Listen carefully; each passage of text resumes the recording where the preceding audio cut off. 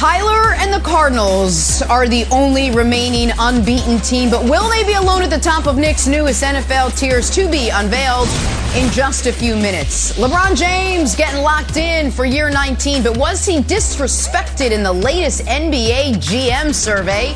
If we're asking, you know he was. And we are waiting all week for Sunday night. The Bills, the Chiefs. Good Wednesday morning, everyone. Welcome to First Things First. I'm in a fabulous mood. Just thought I'd throw that out there. We got Nick Wright, Chris Broussard, jamming on the one, Chris. Little Kevin Wilds. All right. Tree of trust. Cone of safety, Nick. We're all, it's just us. Be honest. You a little nervous, Bills Chiefs. Be honest. Right here, it's just us. I'm more nervous about which member of our staff is going to get fired for the ridiculous question on the bottom of the screen.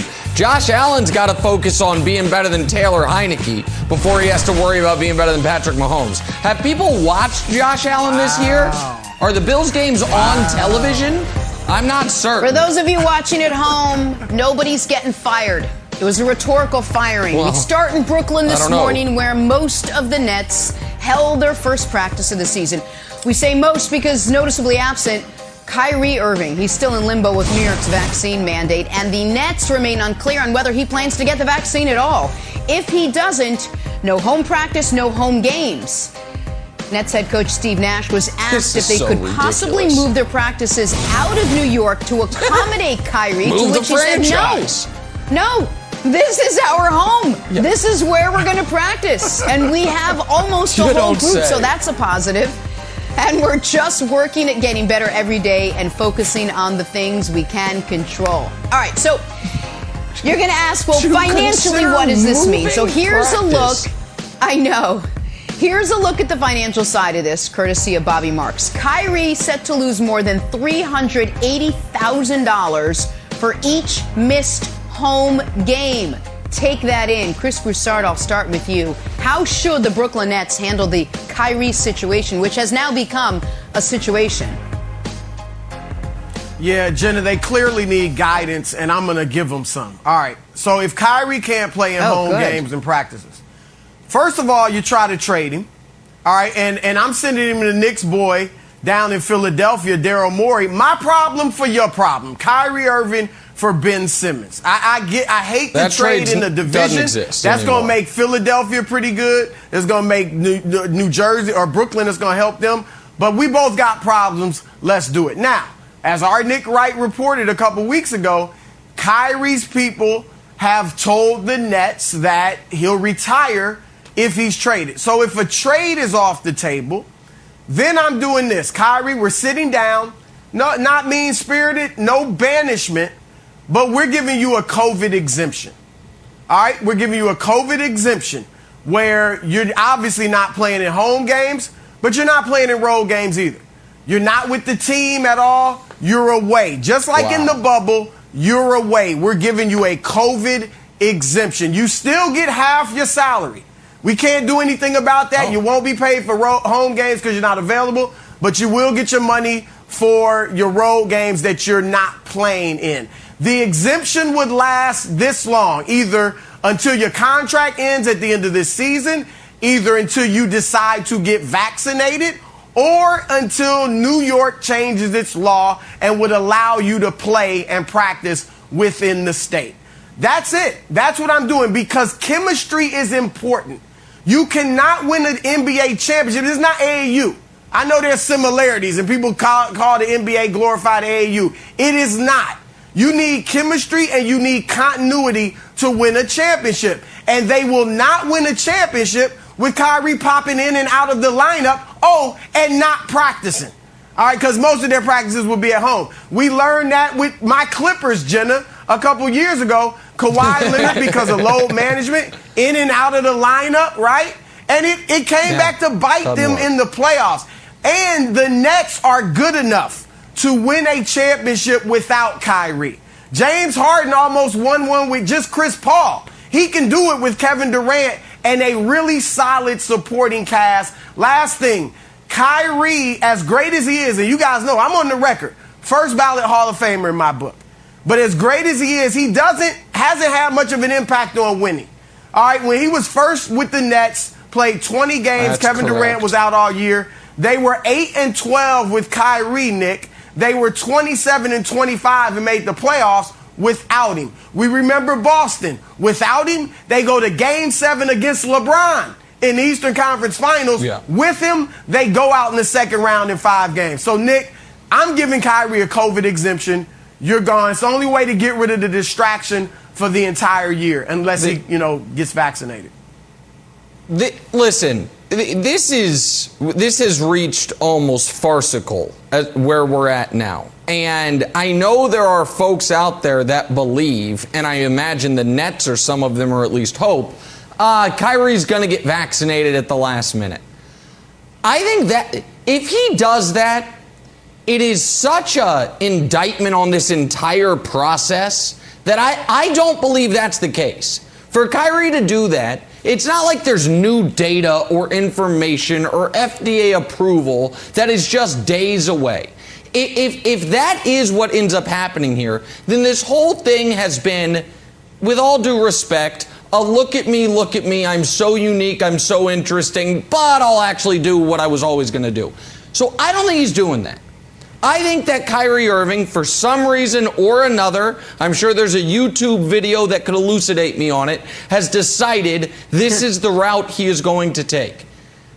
And if that is the case, I do not understand how anyone can look at the Nets and say they are championship favorites or anything close to it. And by the way, even if Kyrie at the last moment does get vaccinated, I feel the same way.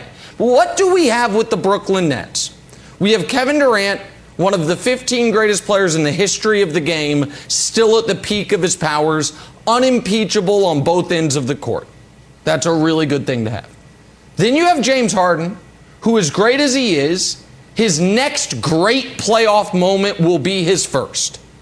Then you have Kyrie Irving, who missed the playoffs and part of the playoffs or the end of the playoffs in 15, in 18, in 20, in 21, and who you have no reason to believe is going to be around, even if he's vaccinated, throughout the entirety of the season. Whether it's through injury, sabbatical, or what phase of the moon we're in, Kyrie's not going to be there the whole year. So why is it that folks are still acting like the big three in Brooklyn is a thing? It wasn't a thing last year during the regular season. It wasn't a thing last year during the postseason. It's not a thing right now during the preseason. And I personally don't believe, as great as Durant is, that Durant, Harden, and then a bunch of, at this point in their career, journeymen, is a good enough team to win 4 straight playoff series, to beat the Bucks, to beat the Lakers, to beat the Heat coming. I think they have a good chance beating the Heat, but to do all those in sequence, I should say. So, the Nets Wilds are an idea. The Nets are an NFT. The Nets are something that sounds good, but they don't actually exist. And so, Kyrie is already setting the table for the big three in Brooklyn to be this year much like it was last year. Something that in 2K is unbeatable. But in real life, we have no evidence that it actually exists. So, yeah, years off to a rousing start for the 7th place NBA finishers last year, the defending champion Brooklyn Nets. Okay, I agree with you both on a lot of points. Except there's one part of me that still thinks, it could work. It could work, and here's why. We saw Last Dance and Phil Jackson. What happened? Oh, Scottie Pippen has surgery before the season, misses the beginning of the season on purpose. Phil Jackson, calm, says, you know what? I can make this work. Dennis Rodman on the team, mercurial guy, says, hey, between playoff games, I need some time off. I either need to go to a wrestling match or I need to go to Las Vegas. Phil Jackson says, I can make it work. I don't think it's out of the realm of possibility that Steve Nash should call Phil Jackson. Say, hey, man, we're going to take a hard line on this. Do you see any other way out? And here's why, Nick. When you talk about Lakers versus Nets, we can all say chemistry's an issue. It won't work. It won't work. Okay, let's say game 1 is in Los Angeles. Steve Nash decides, you know what? Kyrie hasn't played all year. We did what Broussard said. He hasn't played all year, but we think he's going to suit up for game 1 of the finals. Are you, as a Lakers fan or a Lakers analyst who's put their, I know, you're not a fan, I get it. Sure. Are you like, yes, right. Yes, Kyrie is playing this game. Awesome. The big win for the Lakers. You're not. You're going to be like, this team is a problem. Now Kyrie is on the floor. So I understand the chemistry issues, but once Kyrie is on the floor, it's all business, and they would be a dangerous team. That's, to me, it's just not a tenable situation. Let me just respond quickly and then throw it to you, Broussard. My apologies. To me, it's not a tenable situation in that regard. And what those Bulls teams had, first of all, Phil Jackson versus Steve Nash is quite the coaching mismatch at this point. But the other thing that Bulls team had, in addition to having Michael Jordan, who as great as Kevin Durant is, he is not Michael Jordan. Durant's one of the 15 greatest players ever. Jordan's one of the 3 greatest players ever. That delta's pretty big. But the other thing they had, Broussard, Okay, well, number 1 is in the top 3, so you don't actually disagree. How about the other thing that Bulls team had is what this Nets team pretends to. Championship medal and experience together. That Bulls team was the 2-time defending champions. They had been through the wars. They had been through the battles. This Nets team's been through nothing together. Nothing. They have played 2 playoff series, none of which all together. So Broussard, I don't think that comp is fair because of the coaching and experience delta between these 2 teams, Chris.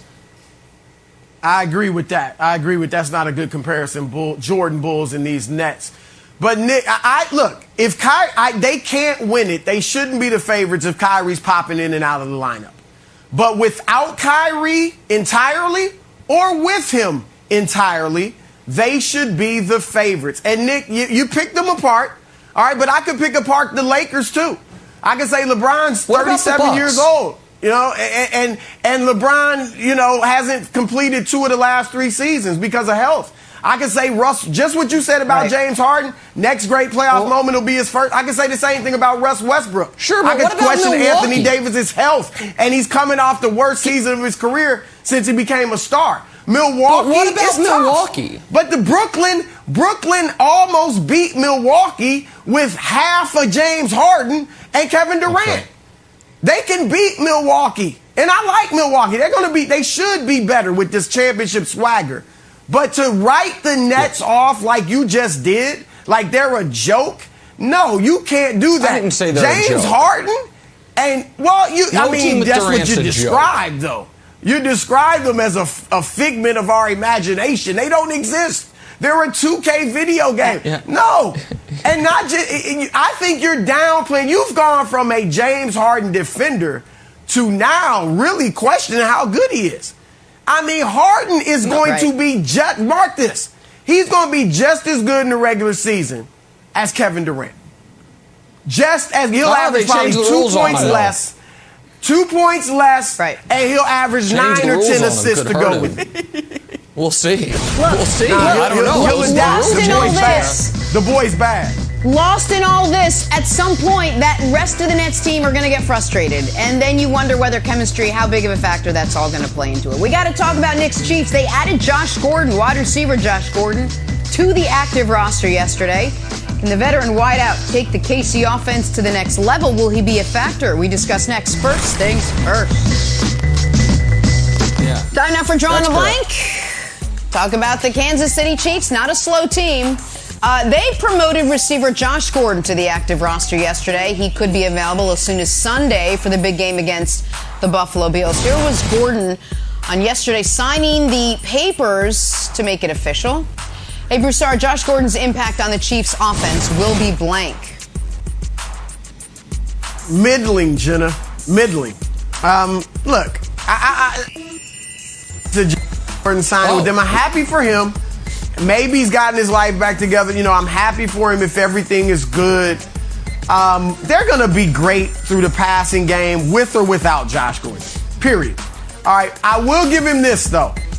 He's only 30 years old. He used to run a 4.3. You see his size. Obviously, he's got great size. Maybe that 4.3 is now a 4.4.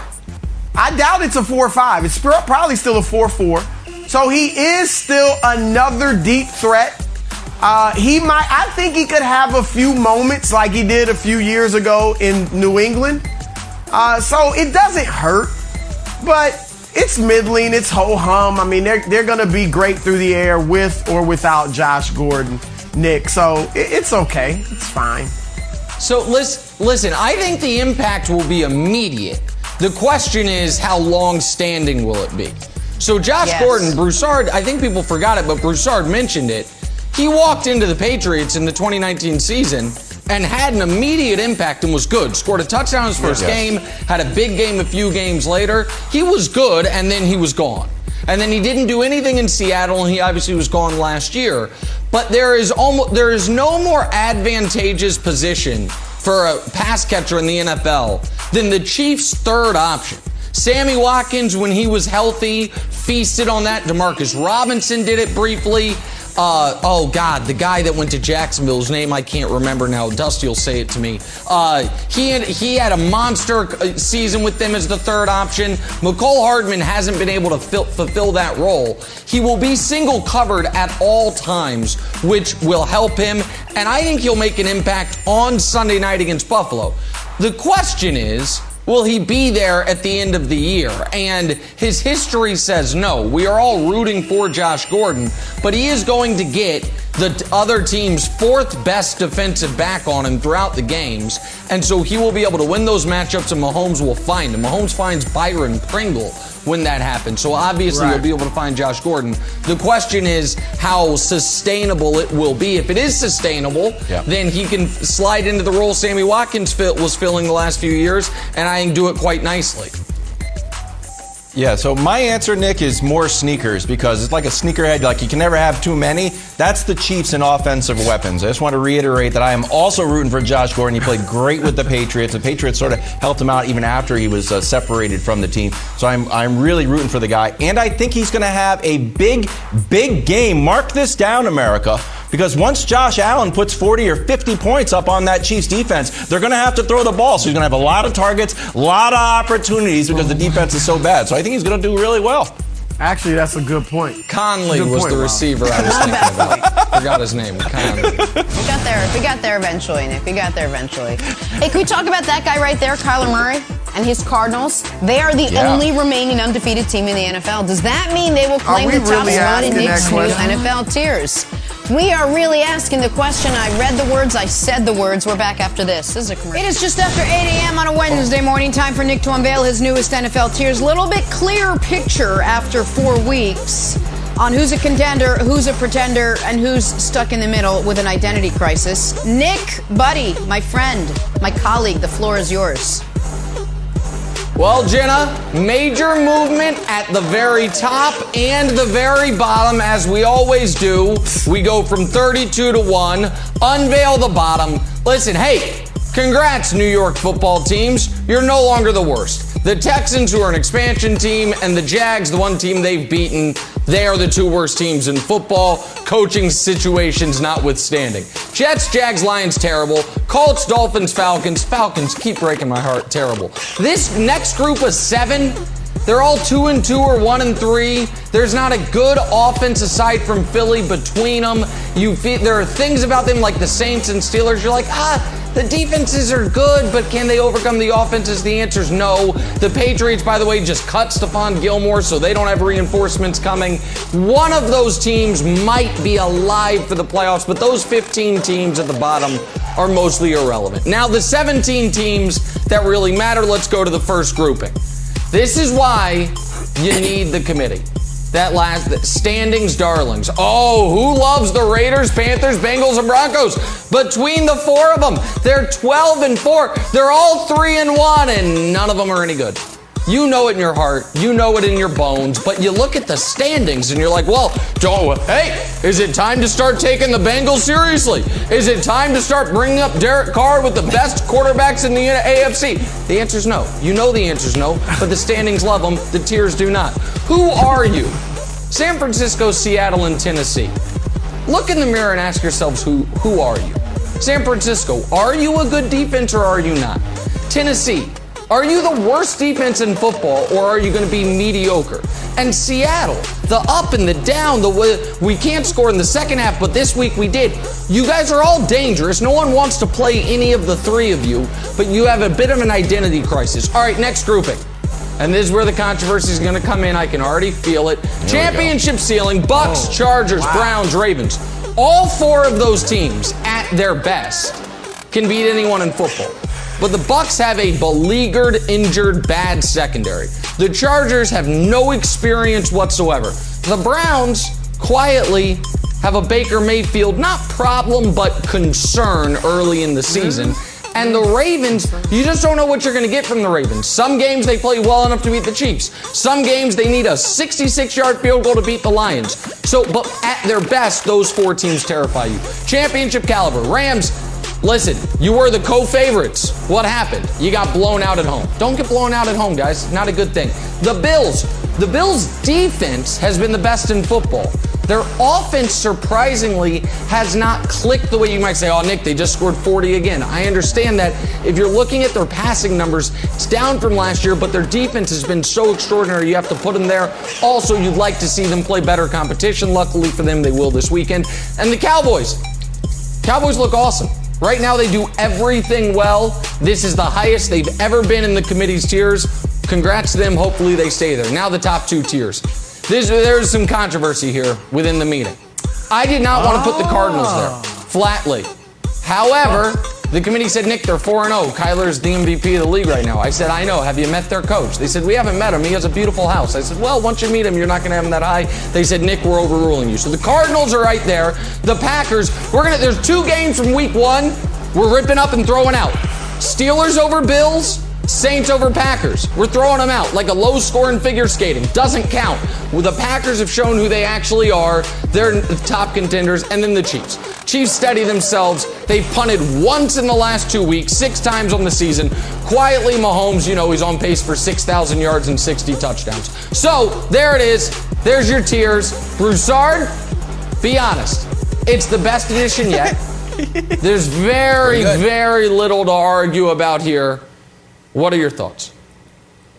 All right, first of all, even if it were the best edition yet, it wouldn't be saying much. All right?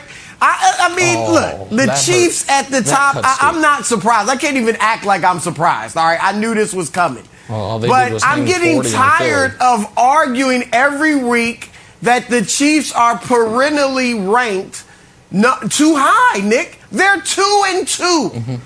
2-2. All right, they've got arguably the worst defense in the NFL. They're giving up 31 points a game. That's better only than the Falcons, who you correctly have dropped to the bottom of your rankings pretty much.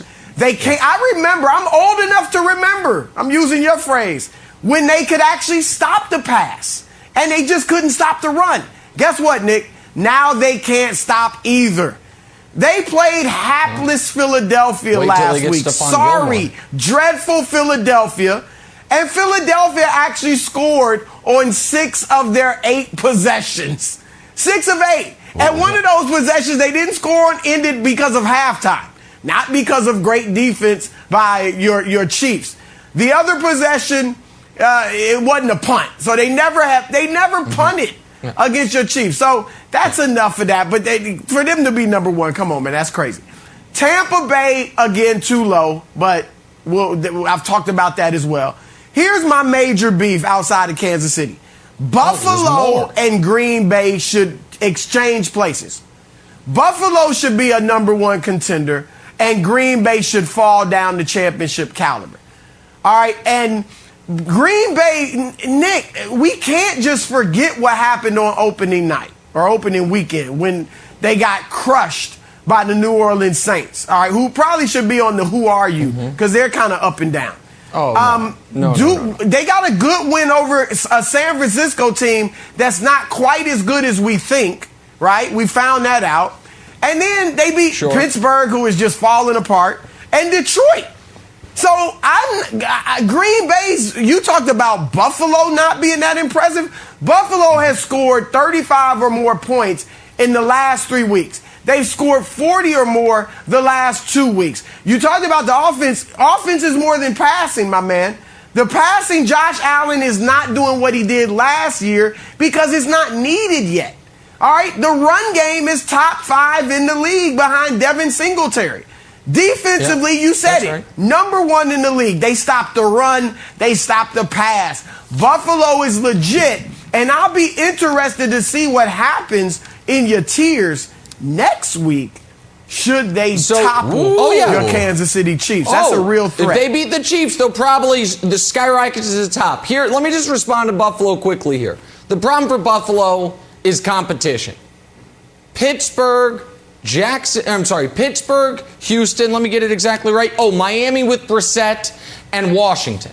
So that defense has been excellent, but it has also gone up against Big Ben, Jacoby Brissett, Taylor Heineke, who I like, and Davis Mills. So this is kind of like they're playing they're a Big Ten team that's feasting on some non-con before they get to the conference schedule. I want to see how real that defense is once they start playing real offenses. Luckily for them, they play the realest of offenses this weekend, and we will get to find out. So listen, Buffalo it's available to them, Wilds. Go beat Kansas City, and you skyrocket up and the Chiefs fall. We'll see. I agree, my friend. I agree with you wholeheartedly. I have one correction, Nick. And if you remember, that's why I was outside of your home waiting for the invite. I don't know if your buzzer is not working, but I was hitting it because I did get the invite. But it's okay. It's no big deal because I brought the petition here for the one change I would have made. But next week, call the foreman or whatever. Make sure your buzzer's working because I was outside. Okay, here's my petition on moving the Bucks up one tier. And I was going to say this last night. I don't know if you heard me shouting from the sidewalk, but I was going to do it. Here's the petition to move the Bucks up. Reason number 1, the rush defense. The rushing defense, 2 yards and a cloud of dust. The only team allowing less than 3 yards per rush, a total of 190 rush yards. They're the best in 2019, best in 2020, best in 2021. Just held the Patriots to -1 yard. They have given up a total of 1 rushing touchdown. This is an all-time historic great rushing defense. They should move up. Reason number 2, back to business for the GOAT.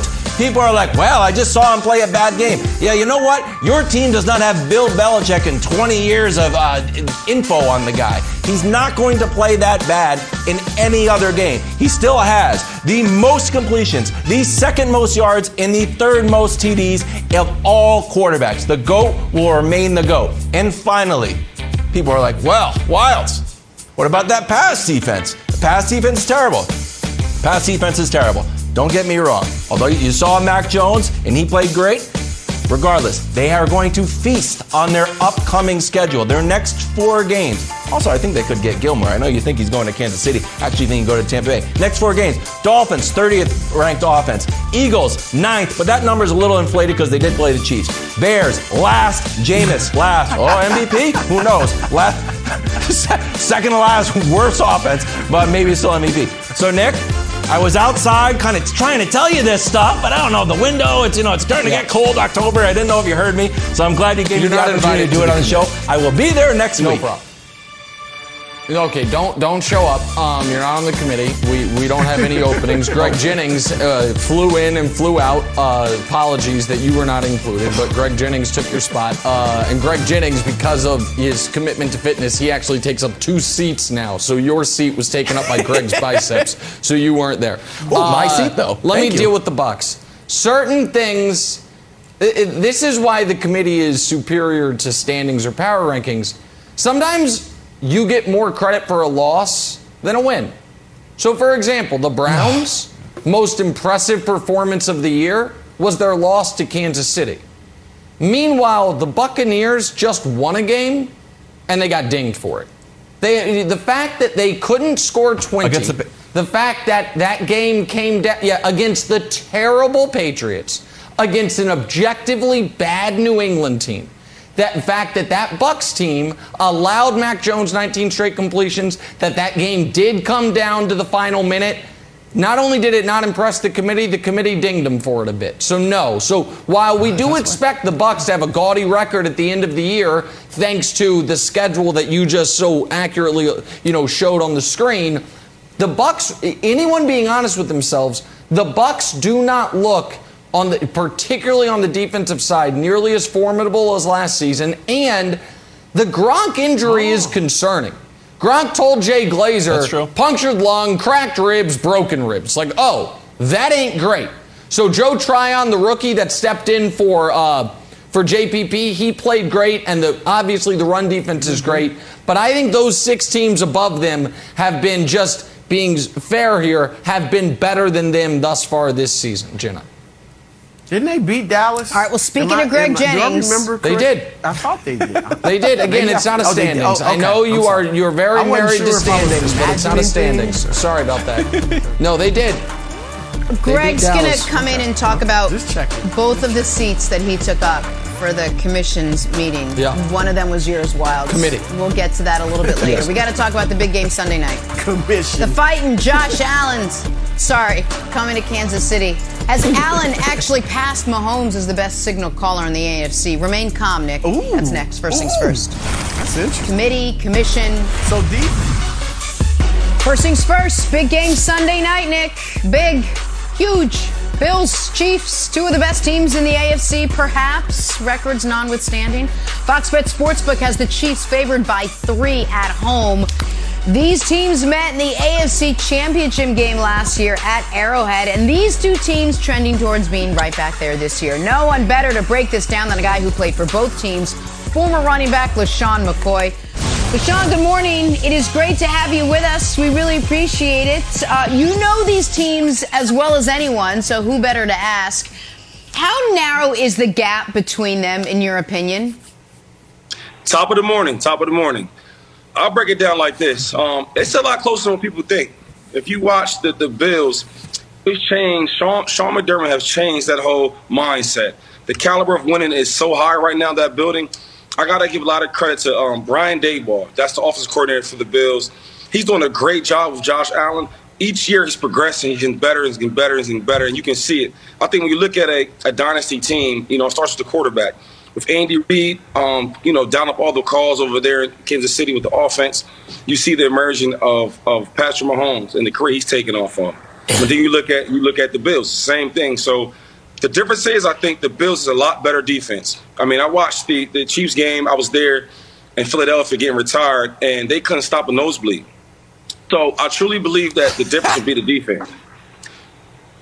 So that's the truth. Listen, you ain't never the lied. Bills' defense has been exceptional this year. I do wonder how much of that has to do with going up against Big Ben, then Jacoby Brissett, then Taylor Heineke, who actually moved the ball a little bit on him, and then this past week Davis Mills. And we'll get to see it this weekend. The question though is, and I think this is interesting, I see it on the screen, how narrow is the gap between Josh Allen and Patrick Mahomes? It's been undercovered or underrated that Josh Allen this year has been nothing close to the quarterback he was last year. He has 1 great game, 1 good game, and 2 bad games. So let's just show the audience, and Broussard, I think you'll like this. Let's show the audience Mahomes versus Josh Allen and see how close it is. And the answer is not close at all. Unlike last year where their numbers were similar, this year it's not a contest. But that's unfair. Mahomes is the best quarterback in football. Let's see, has Josh Allen closed the gap on Dak? Let's see. Let's see how Josh Allen versus Dak. No, okay. All right, maybe that's not fair. What about Joe Burrow? Is Josh Allen closing the gap on Joe Burrow? No, he's better in everything. Okay, what about the aforementioned Taylor Heineke? Let's see. Let's just see, LaShawn. Has he closed it? So Heineke's got him pipped in almost everything. All right, what about Kirk Cousins? Everyone's favorite anti-vax quarterback. What about but he's better than Josh Allen this year in every. Okay, Daniel Jones. Has Josh Allen closed the gap on Daniel Jones? Let's see. Oh, the answer is yes. There we go. Josh Allen this year, less yards per pass and a worse passer rating, but I think one could argue he's been better than Daniel Jones. So that's the discussion Josh Allen's in this year. It's like him and Daniel Jones, not so much him, LaShawn, and Patrick Mahomes, this season at least. Well, this is what I will say, right, because this is what I learned. I have an agent by the name of Drew Rosenhaus, one of the best of all time. And he's the best at making numbers look a little funny.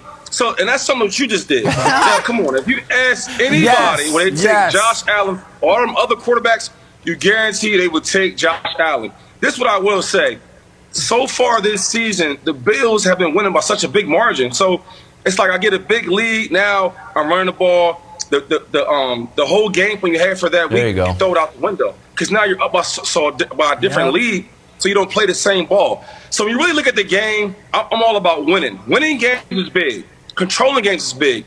If you have a crutch situation, I would love to have Josh Allen. Now, I will say, Patrick Mahomes, he's still the crown. He's still the top on the hill. But when you look down at it, man, Josh Allen is so close. And you'll see, when we get farther in the season, you'll see how the numbers will progress. The wins will progress. And we will look at the AFC Championship against the Chiefs and the Bills. Then I will talk to you, Nick, about that later. Okay. Yo, that right there, LaShawn, was knowledge. All right, I love it. You stepped up in here. Nick tried to fool you with all these silly numbers. And I love Nick too, Nobody's buying that stuff. Absolutely nobody's buying that stuff. All right, great job, LaShawn. I agree wholeheartly. Look, Nick, you know I love Pat Mahomes, and he is the best, period. All right, and Josh Allen, while bringing up Daniel Jones and Taylor Heineke and all that, that's insulting. Just the numbers. But I can argue, we can question whether Josh Allen is actually a top 5 quarterback right now. There's no doubt about that. That's a question mark, okay? Mahomes, when Mahomes doesn't throw for 300 yards and 3 TDs, we're surprised. We are genuinely surprised. When Allen's only done it one time this season, as Nick pointed out, I think you made a great point, LaShawn. They've been up so big that they haven't had to, air it out. And the run game, as I said, it's a top 5 rush game, which is great to have when you get a big lead. So I do still think Josh Allen has the capabilities of putting up top 5 numbers and being in an MVP conversation. And I think he will show that as the season goes on. But yeah, I'm not, there's no way he's threatening Patrick Mahomes' crown in the AFC or the league. Yeah, no, you're right. I mean, can I ask? Not yet. Not yet. Can I ask a question real quick? And I'll ask Wild, because I'm hearing, Josh Allen, the reason the numbers aren't as good as they otherwise would be is because they're blowing teams out. And typically, that would hold water with me. But when you're leading, you still want, when you choose to throw a pass, for it to be caught, right? You want the passes you do choose to throw for them to be caught. He's 27th in the league in completion percentage. There is no workaround for that. There is no justification for that. There is no explanation for that other than a player who in high school was inaccurate, in college was inaccurate, his first 2 years in the NFL was inaccurate, has been inaccurate this year, Wilds. Last year, he was shockingly accurate, and it's why he was top 3 MVP at the end of the season. But the 27th in the league in completion percentage is not because they're up big. It's because, Wilds, he's spraying the ball all over the field. Well, one thing I will say about Josh. I'm sorry, you can go ahead. I'll throw it to you. I'll throw it to you in a second. LaShawn, do you think that this is a make or break game for Josh Allen? Because the Chiefs have lost or almost lost all the good quarterbacks. If they didn't drop the punt, Baker played great. Baker would have won without a drop punt. Lamar beat them. Justin Herbert beat the Chiefs. And Jalen Hurts, I don't think we would call a great quarterback. His offense never had to punt the ball. So do you think this is a make or break game for Josh? You're like, dude, this is the chance for you to get over on Patrick Mahomes in this defense. No, I don't think so. It's not a make or break. The season's still early. This is a long season, man. It's a long season. So I don't want everybody to get wrapped up on the Patrick Mahomes and Josh Allen, game right now. Hopefully they win. If they don't, that's fine. They'll learn from it. They'll watch the tape. And then they'll see him later on in the playoffs. So Josh has a lot of time, to get better and get his team ready. Now, I watched all the Kansas City Chiefs games, right? And you guys are right. They've been very close. Some of them games they should have won. I think late fumbles happened in the game, which changed the dynamic of the game. But I feel like the Bills, I think they win the game. It's hard to bet against the Chiefs, but we really watch them, man. And being Philadelphia, right, and being there for so long, you always watch the Rocky fights, right? And he's always losing and his blood coming out, and he's losing and he can't stop it, and he finds a way to win. It's hard to do that with the Chiefs when you got to be perfect on offense. I watched the game against the Eagles. They had to be perfect. On offense to win the game. Right. with Josh Allen and that defense with the Bills, they're going to find a way to win a game. And if it's not this game, it will be later in the playoffs. I guarantee it. Listen, Wild, you ask a very interesting question about, is this a make or break game for Josh Allen because the Chiefs defense has been so bad? And we spent a lot of time this segment discussing the Bills have the best defense thus far in football.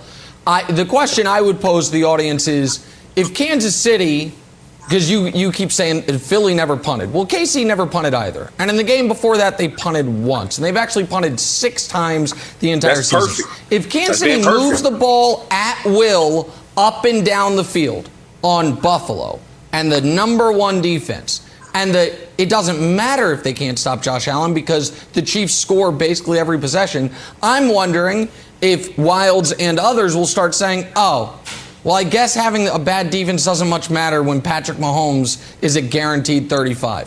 Now, you don't have to answer that right now, Jenna. It's just something to consider. But the monstrous Bills defense, if the Chiefs roll over them, how will that change the narrative for Kansas City? I'm curious about that.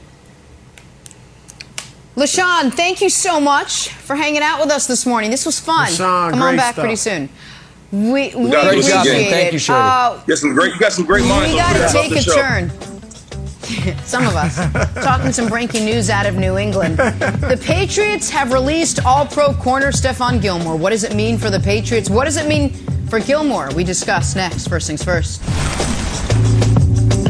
Some breaking news out of New England. The Patriots have released 4-time Pro Bowler, former Defensive Player of the Year Stephon Gilmore.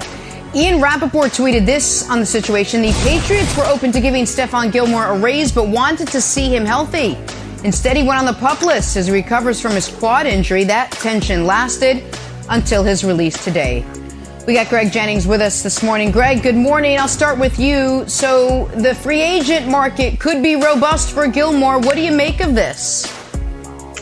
This was very shocking, simply because when you look at the Patriots and what they do good and how we last saw them, they played really well on defense. We saw J.C. Jackson. We see the success that he's having, and you have him coupled with Jalen Mills. But if you can actually couple him with Stephon Gilmore, the defense is the strength of this team.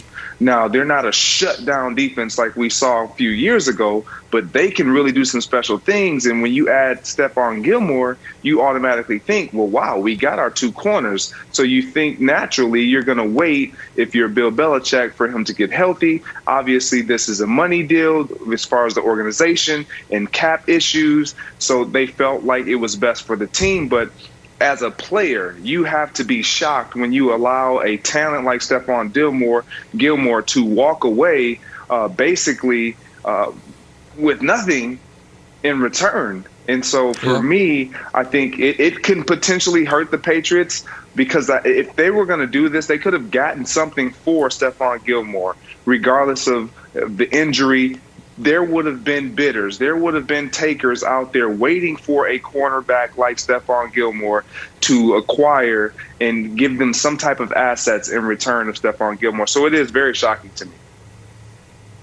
Yeah, I wanted Gilmore on the team, Greg. Obviously, he's a great player, and he's been great. This is actually a good day for J.C. Jackson, though, because he's due to get his contract. So he'll get his money in the offseason, and the Patriots secondary will be great. And look, we all watch Patriots Tampa Bay. Tampa Bay has an explosive offense. Did anyone come away from that game saying, you know what, the Patriots need to spend more money on their pass defense? I didn't. And this is Belichick's MO. Like, look, we know you're in line for a big contract. We're going to move on. And Nick, I'm not ruling it out. And reports are still coming in. I'm not ruling it out that Belichick did Gilmore a solid here. And be like, you know what? We could trade you to Nowheresville for a 4th-round pick, but we'll release you, go wherever you want. I think you're going to end up on your Chiefs. I think it would be smart for him to go to Tampa Bay, take that old, take 95 from Foxborough down to Tampa Bay. They've had great success. So I think either of those 2 teams, I'd like to see him play for a winner. I think Belichick may have done him a solid here by releasing him. Yeah, listen, everyone's going to connect him correctly and smartly, as you just did, to the Chiefs and to the Bucs. They're the 2 teams that played in the Super Bowl last year, and right now they're 2 teams that need tremendous help in the secondary. The question I would have is Stephon Gilmore going to play for anyone that doesn't sign him to a long-term contract immediately. Because if that's the case, I think that would take the Chiefs out of it. It might take the Bucks out of it, and all of a sudden it becomes a little more questionable on how and who is able to sign Stephon Gilmore, or is he going to just try to get another ring this year, show the world he's healthy, and then cash in huge in the offseason? We'll find that out. And by the way, he's got to get fully healthy, recovering from that quad surgery. But I just want to quickly go back to Wildes for a moment, because you can put a happy face on this all you want, buddy. But this is a bad moment for you and your Patriots for a number of reasons. First one is, I do not think Bill Belichick does this if he thinks the Patriots are competing for anything this year. Secondarily, all year long when you've talked about the Patriots, you've added, and we don't even have Stephon Gilmore. Well, now you might as well say, and we don't even have Lawrence Taylor. He ain't coming back, buddy. He's gone. So that team that you have seen the first month of the year is the team you're going to have the rest of the year.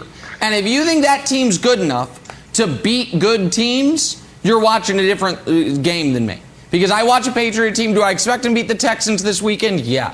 Do I expect them to beat the Jets when they play them again? Yeah. But it's hard to find a lot of other wins. Yeah, I mean, listen, they'll win 6, maybe 7 games. But this idea of we spent $150 million in free agency, we're going to be back in the postseason, wave goodbye to that. You guys just cut the best player on your entire team. Okay, the best player on the entire team hasn't played, Broussard, and we're doing 5. We're doing fine. We're at a solid 1-3, and I know 1-3 might seem bad. 1-3, but it's a hot 1-3. It's a hot one. We're feeling good coming off the loss. We're gonna stack some wins. And look, this is what Belichick does. You say we got the same team, we're going to get Jamie Collins. The rule of thumb is this, everybody. Just trust Bill Belichick. Granted, we're 1-3, but we're a hot 1-3. I like Gilmore. I wish he was on the team. But you know what? Once a Patriot, always a Patriot. Maybe he comes back. Maybe he'll come back like Kyle Van Noy. How about that? He'll Maybe come back next year. Yeah. No, Wildes, I'm with you. And I'm with you in that I picked New England to make the playoffs, and I still feel good about that pick. I think Belichick looked at what happened against Tampa Bay, and he said, obviously Gilmore is better than who they have out there now, but they're still pretty good pass defense without Stephon Gilmore. Why would you sign him up long term? He's not old, but he's older. So why sign him up long term when you've got these guys out there who look pretty good without this? So now the question is, where's Gilmore go? And look, obviously, both Kansas City and Tampa Bay need to be doing everything in their power to get him, because both of those teams could be derailed not by the offense, but by the defense, and particularly by the pass defense. So I think he does end up in Tampa Bay. Obviously, he's got a relationship with Tom Brady. Brady's bringing everybody down there. It's kind of like the Lakers, LeBron bringing everybody to the Lakers. So I would be very surprised if he doesn't end up in Tampa Bay. And boy, oh boy, is that going to be a great move for them, because he's just what the doctor ordered. Yeah, and I will add, Nick mentioned that Belichick is doing this pretty much because he's hanging up this season. I don't think that that's the case at all. I think he saw, like you said, Wildes, what their potential was against a really good offense. Yes, the Bucs have struggled defensively and overall as a team, but their offense is explosive, and the conditions played a huge part in that. Maybe no one's paying attention to that, but that defense did hold their own with who was out there on the field, and to add a guy who you're going to have to pay in the situation that he's in right now, Stephon Gilmore. Yes, I think, Nick, to your other point about will he sign a deal that's not a long-term contract with one of these teams, he obviously was not willing to do that with the Patriots. I do believe that's because there was no guarantee or feeling of we can win it all with Stephon Gilmore this late in his career. But with the Chiefs, with the Tampa Bay Buccaneers, there is that opportunity. There is that potential. So maybe that sweetens up the pie for one of those teams, because he would be willing to then take just a shorter term or just play on the deal that it currently stands and then extend in the offseason after proving I am still that guy. I am still able to play at a high level when I'm healthy. And I'd add another team that I think is going to be involved in this, and that's the Cowboys. All of a sudden, they have Trayvon Diggs. You add Stephon Gilmore, and what we thought could have been a weakness for them could be a strength. They just cut Jalen Smith, somewhat surprisingly. So if they could make the money work there. But I want to say something to Broussard real quick before we go. Broussard, you know how much I love you, and you know how much I respect you. And there are many things I respect about you, but near the top of the list is you are with me on a commitment to take integrity. With that said, I'm going to extend you an olive branch. You don't have to say to America you still feel good about the Patriots making the playoffs. You said that. I could see. I could see you almost throwing up when you said it. If you want to give me, I'm letting you right now. It's like what the cops do for old warrants. Amnesty. If you give me amnesty for my Falcons pick, I'll give you amnesty for your Patriots pick. You got to stick with the Saints. It's all about Atlanta. I'll give you amnesty on the Patriots. It's all about Atlanta. If you want it. The Patriots are in much better shape than the Falcons. They are in much better shape. I'm sticking with it. Putting you back in your place. I'm sticking with it. All right, that was your chance. Falcons about to get hot. Absolutely. You're going to regret that. Saturday, Maryland taking on number 11 Ohio State at noon. Then at 4 Eastern, we got the game of the weekend. Sean Clifford leads number 4 Penn State against number 2 Iowa. Big noon Saturday on Fox and the Fox Sports app. First things first, on a Wednesday morning, we're in Brooklyn, where most of the Nets held their first practice of the season. Most because noticeably absent was Kyrie Irving. He is still in limbo with New York's vaccine mandate. And the Nets remain unclear on whether he plans to get the vaccine at all. If he doesn't, there's no home practice, there are no home games. Nets head coach Steve Nash was asked if they could possibly move their practices out of New York to accommodate Kyrie Irving. To which he said, Virginia Beach Nets. This is our home. This is where we're going to practice. This is where we have almost a whole group, so that's a positive, and we're just working at getting better every day and focusing on the things that we can control. So here's a look at the financial side of this, courtesy of Bobby Marks. Kyrie stands to lose more than $380,000 for each missed home game. So Chris Broussard, how should the Nets handle Kyrie? All right, if he doesn't get vaccinated and can't play home games, first I try to trade him. All right, and I'm trading my problem for your problem, Daryl Morey and the Philadelphia 76ers. Give me Ben Simmons and Seth Curry, and I'll give you Kyrie Irving. That makes you better, it makes us better, and we both rid ourselves of a problem. Now, Nick told us a couple weeks ago that Kyrie's people have already said if he's traded, he's retiring. So if we take the trade off the table, now here's what I do. I'm the Nets. I go to Kyrie. No anger. We sit down. It's not a banishment. It's not a punishment. But we sit down and we say, look, Kyrie, we're going to give you a COVID exemption, just like we did in the bubble. All right? A COVID exemption. You don't have to play. You're obviously not playing in home games. You don't play in road games. You're not with the team. You're not practicing. You're not traveling. You just stay home. You get your money. You don't get paid for the home games. But you do get paid for the road games. We'll take that hit. All right, that $18 million or whatever it would be. And you just stay away from the team, because that's the only way to rid themselves of this distraction.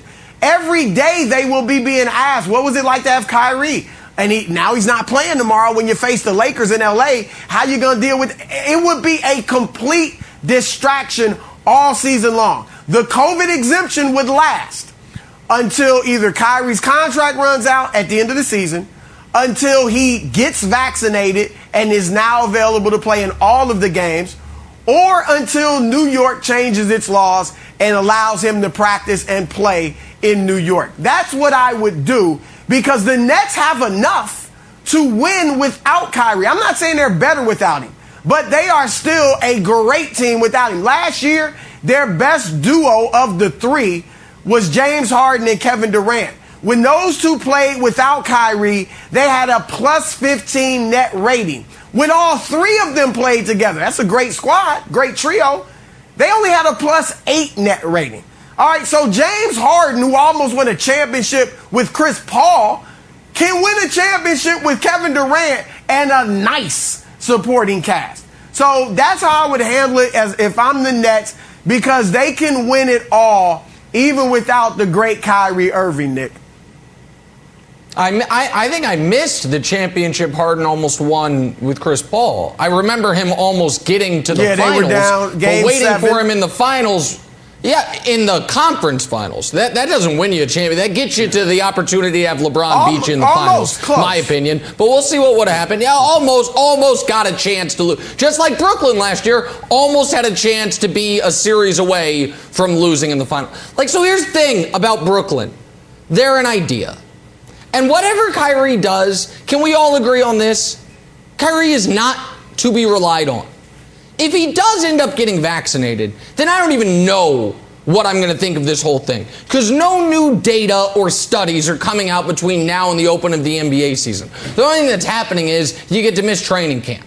So if you just all of us, the rules didn't just change, you didn't just find out you're going to miss home games, that's been out there. So if he just all of a sudden has a turnabout, I guess it's good because I want as many people to be vaccinated as possible, but it'll be curious. But so if he's not vaccinated, he's not available. If he is vaccinated, the hell makes anyone think he's going to be available? Wasn't available to end the playoffs in 2015, in 2018, in 2020, or in 2021. Last year, when he was healthy, he just bounced for a couple weeks of paid time off. So when that NBA GM survey came out, Wilds, and 7 out of 10 GMs were like, the Brooklyn Nets are going to win the title. Based on what? The only player on their roster that has been to a conference, that has played in a conference finals more recently than 2018 is Paul Millsap. This year's playoffs is going to be 2022. Kevin Durant is an unbelievable player, and any team he's on is in the discussion. We know that. But the idea of, Durant and Harden, that's an unbelievable regular season combination. In the playoffs, I need to see it. And the idea of, when Kyrie's there, when will this three team be there? No, I know Durant's going to be great in the playoffs. I need to see Harden be great in the playoffs. No. There's no question. Kevin Durant's one of the 15 greatest players ever. But Kevin Durant by himself is not a championship contending team. The last playoff series, Kevin Durant had to play without another MVP. It's not that he's no help whatsoever. I didn't say he's no help whatsoever. What I said is that you said they are still, that Durant plus Harden, Joe Harris, and Blake Griffin are the championship favorites. No, they're not. And that's LaMarcus the team Aldridge, as of Paul now. Millsap. Because right now, LaMarcus Aldridge, Paul Millsap, unless you got a time machine, I'm not sure how much that helps you. Bruce Brown. I just don't get it, Wild. Bruce Brown. Don't have the Lakers talking about Bruce Brown. Go ahead, Sorry, if you have a time machine, also make a pit stop in L.A. for Knicks Lakers. But if we're going to use time machines, we're talking about guys being old and past their primes and saying that the Lakers are the best. Broussard, I want to push back on you just a little bit here, because I think it's a little expectations over reality. I understand you thought you were going to have Kyrie for all the games. You're only getting him for half. Feels like you're missing half. You're like, this is nonsense. I'm going to sit you down. What if it was the opposite way? Just hypothetically. What if you were a combination of Steve Nash and Sean Marks, and Kyrie retired? Kyrie retired today. And then, a week from now he says, you know what? I reconsidered, Broussard. I think I can give you all the away games. Would you still say no? And if your opponent, and what does your opponents want you to say? Don't they want you to say no? Don't you like, you know what? If you're in LA, you think LeBron's like, yes, Kyrie's playing tonight. That's going to mess up their chemistry. They don't want to see Kyrie in a Nets uniform. I just don't think it's out of the realm of possibility that this could actually work. And with the added bonus, keep the guy healthy. We know his body's not built for 82 games anyways. It takes chemistry and continuity to win an NBA championship, especially when other teams are right there with you. Milwaukee's right there. The Lakers are right there with the Nets. They're all very good. And the smallest thing can be the difference. I don't see how in the world you can have Kyrie popping in and out of the lineup and win a championship. He wouldn't be, forget the regular season, he wouldn't be there for home playoff games. We found out Wilds a couple years ago with the Clippers, right? When Kawhi Leonard, for load management, sat out a lot of games, and it bit them in the playoffs because they didn't have the continuity to win when the going got tough. So I hear you. I love Kyrie. Ideally, they can all three play together the whole season. But I just don't think you can go with Kyrie in and out of the lineup like that and win a championship. I'm sorry. Nets big three they can only try it. Maybe they will. In 2K. Has never existed in real life, Jenna. 13 days till the start of the season. We'll see what Kyrie decides to do.